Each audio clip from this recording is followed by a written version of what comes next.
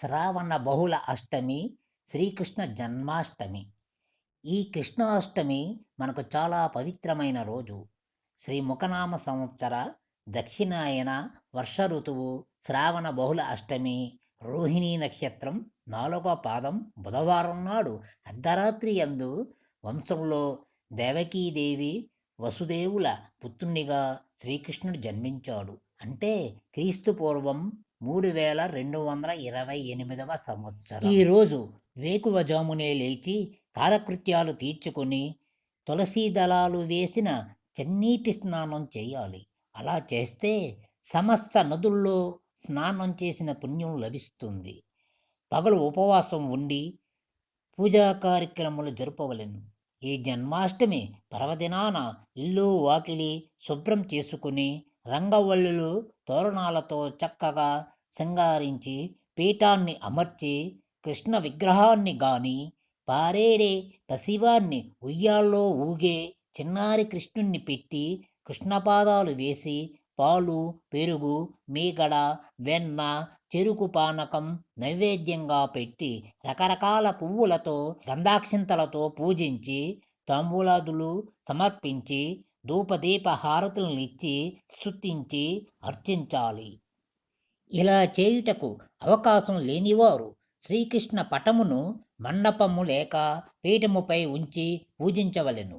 దేవాలయమునకు వెళ్ళి స్వామివారి దర్శనం చేసుకుని తీర్థ ప్రసాదాలు సేవించి శ్రీ భాగవతమును విని ఆ రోజంతా గడపవలెను. శ్రీకృష్ణుడు జన్మించిన శుభ సందర్భముగా ఆనాటి ప్రజలు తమ కష్టాలన్నీ తొలగిపోయినవని సంతోషంతో ఉట్లు కొట్టే కార్యక్రమం ఏర్పాటు చేసుకున్నారు. అనాదిగా వస్తున్న ఆచారం ఈనాడు కూడా కొన్ని దేవాలయాలలో ఆచరిస్తున్నారు. ఈ ఉట్లు కొట్టే కార్యక్రమం చాలా ఆనందంగా ఆహ్లాదంగా సరదాగా ఉంటుంది. ఏతే చాంస కళాహ పూసంసః కృష్ణస్తు భగవాన్ స్వయం ఇంద్రాద్ది వ్యాకులం లోకం మృడయక్తుని యుగే యుగే. రాక్షసులచే కలత చెందిన జగత్తును రక్షించుటకు ప్రతి యుగంలోనూ వచ్చే అవతారములు భగవంతుని అంశాలే. శ్రీకృష్ణుడు సాక్షాత్తు భగవంతుడే అని భాగవతం తెలిపింది. కాల ప్రయాణంలో సాగిపోయే జనజీవన ప్రవాహానికి అప్పుడప్పుడు ఆటంకాలు కలుగుతాయి.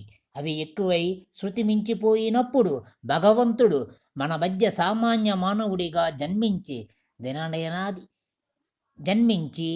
దినదినాభివృద్ధి చెందుతూ ధర్మానికి ఆటంకం కలిగించే శక్తులను సంహరించి జనవాహినిని రక్షించి వారిని విముక్తులను చేసి మానవులను సమాజంలో ఏ విధంగా జీవించాలో తెలియజేస్తూ ముందు సాగే ప్రబోధాన్ని తెలిపి తన అవతార లక్ష్యాన్ని నెరవేరుస్తారు.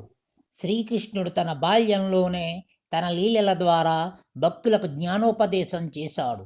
శ్రీకృష్ణుడు చిన్నతనంలో వెన్నముద్దలు ఎక్కువగా తినేవాడు. వెన్న జ్ఞానానికి సంకేతం. అందరి ఎండల్లోని నల్లని కుండలను బద్దలు కొట్టి తెల్లని వెన్నను తాను తింటూ ఇతరులకు పంచేవాడు. మృణ్మయ రూపమైన మానవ శరీరమే మృత్తుకా రూపమైన వెన్న కుండ. మనలోని మనసే కుండలోని వెన్న. నల్లని కుండ అజ్ఞానానికి గుర్తు, తెల్లని వెన్న వెలుగుకు విజ్ఞానానికి సంకేతం. అజ్ఞానమనే చీకటిని ఛేదించి తెల్లటి జ్ఞానామృతాన్ని సాధించాలన్నదే శ్రీకృష్ణుని సందేశం. గోపికలు కడవలతో నీళ్లు తీసుకుని పోవుచుండగా వారి కుండలకు రాళ్ళు విసిరితే ఆ కుండలోని నీరు కారిపోయేది. కుండలోని నీరు నిండియున్నట్లు మన శరీరాలలోని నీరు అనేది అహంకారము నిండియున్నది. ఆ అహంకారం కారిపోనిదే జీవికి ముక్తి లేదు అని తెలిపాడు. గోపు బాలురతో పందెం వేసుకుని యమునా నదిని ఈదుతూ ముందుగా తానే ఒడ్డుకు చేరేవాడు శ్రీకృష్ణుడు. నదీ ప్రవాహంలో ఈదుటయే కాదు, గమ్యాన్ని చేరడం ముఖ్యమని తెలియజేశాడు. సంసార జీవన ప్రవాహంలో ఈదడమే కాక సంసార జీవన ప్రవాహంలో ఈదడమే దాకా ఈ జీవన నదిని దాటి మోక్ష తీరాన్ని చేరేవాడు శ్రీకృష్ణుడే కాగలడని ప్రబోధించాడు. చిన్నతనంలోనే అనేక మంది రాక్షసులను ఎదుర్కొని కంసుని సంహరించాడు.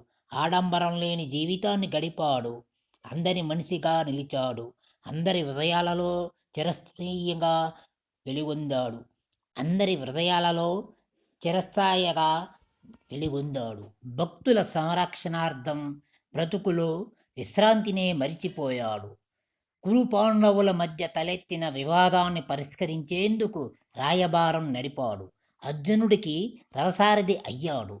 గీతను బోధించాడు. నిర్జన ప్రదేశంలో ఒంటరిగా ప్రాణాలు విడిచాడు. బాధ, దుఃఖము, దిగులు అనేవి అతనికి తెలియదు. అతను పూర్ణ పురుషుడు, పరంధాముడు, ప్రేమ స్వరూపుడు. శ్రీకృష్ణుని జీవన గమనం మన అందరికీ ఆదర్శనీయం. శ్రీకృష్ణార్పణం పాపనాశనం. శ్రీకృష్ణ నిర్యాణము. శ్రీకృష్ణుడు ఇప్పటికీ సుమారు 30 శతాబ్దములకు పూర్వం, అంటే సరిగ్గా చెప్పాలంటే ఫిబ్రవరి 20వ తేదీ క్రీస్తు పూర్వం 3122 నాడు అర్ధరాత్రి ద్వారకా పట్టణం సమీపంలో నిర్యాణం చెందాడు. 22/3/3122 BC. శ్రీకృష్ణుడు తనువు చాలించే నాటికి ఆయనకు సుమారు 90 సంవత్సరములు నిండినవి. ఆనాడు 20 ఫిబ్రవరి అర్ధరాత్రి ప్రభాస తీర్థం వద్ద ద్వారకాపట్టణ సమీపాన ఆ యుగపురుషుడు కన్ను మూసిన గడియ భారత జాతికే చిరస్మరణీయమైనది. ఎందుకంటే ఆ రోజున సరిగ్గా ఏ సమయానికి ఆయన కన్ను మూసాడో అదే ముహూర్తంలో ప్రపంచమంతటా మనం కలికాలం అని చెప్పుకునే ఈ కలియుగం ప్రారంభమైనది. అంటే శ్రీకృష్ణ నిర్యాణ కాలమే మన ఆధునిక యుగం, అదే కలియుగం.